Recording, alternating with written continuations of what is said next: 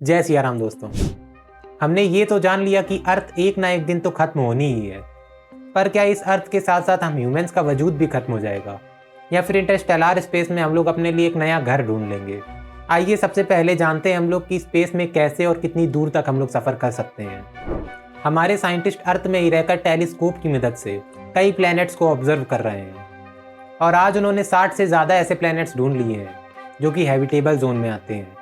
और उनमें से जो सबसे नज़दीकी प्लैनेट है वो अर्थ से 4 लाइट ईयर्स की दूरी पर है और बाकी प्लैनेट्स तो 100 से लेकर 5000 लाइट ईयर्स की दूरी तक हैं। 4 लाइट ईयर डिस्टेंस कितनी ज़्यादा दूरी होती है इसका अंदाज़ा हम लोग ऐसे लगा सकते हैं कि हम आज तक के सबसे फास्टेस्ट स्पेसक्राफ्ट से भी ट्रेवल करें जिसकी स्पीड लगभग 6 लाख किलोमीटर पर आवर की है, तब भी हमें उस प्लैनेट तक पहुंचने में 11 लाख साल लग जाएंगे। सबसे नज़दीकी प्लैनेट जो कि हैबिटेबल जोन में है उसका नाम है प्रोक्सीमा सेंचुरी बी। वहाँ पर लाइफ के पनपने की हाई पॉसिबिलिटीज़ हैं। उसका मीन रेडियस और मास लगभग अर्थ के बराबर ही है। इसीलिए 2016 में इस पर रिसर्च के लिए एक प्रोजेक्ट लॉन्च किया गया था जिसका नाम था प्रोजेक्ट स्टारशॉट। उस प्रोजेक्ट के अकॉर्डिंग उस प्लैनेट में रिसर्च के लिए ह्यूमंस को नहीं बल्कि नैनो रोबोट्स को भेजा जाएगा।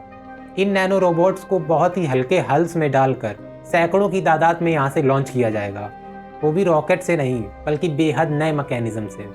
पर कैसे, आइए जानते हैं। इस प्रोजेक्ट में यूज़ होगा फोटो इलेक्ट्रिक कॉन्सेप्ट का।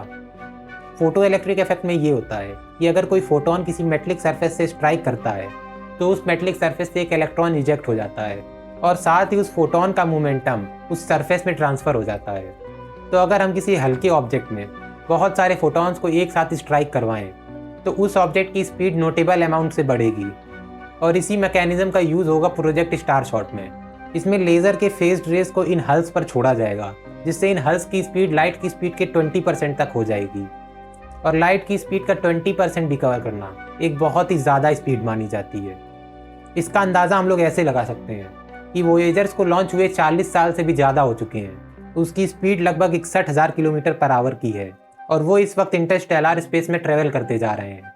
इन हल्स को उन्हें ओवरटेक करने में मात्र 4 दिन का समय लगेगा और इन नैनो रोबोट्स को प्रोक्सीमा सेंचुरी तक जाने के लिए मात्र 20 साल का समय लगेगा। शायद इस प्रोजेक्ट स्टारशॉट को लॉन्च होते हुए हम में से कुछ लोग देखें और अगर उस प्लैनेट में कोई एलियन लाइफ हुई शायद हम उसे भी देख पाएँ। पर शायद आप लोगों में से कुछ लोग बोलें कि हम लोग मार्स तक तो गए नहीं हैं, तो इस सोलर सिस्टम के बाहर कैसे जा पाएंगे?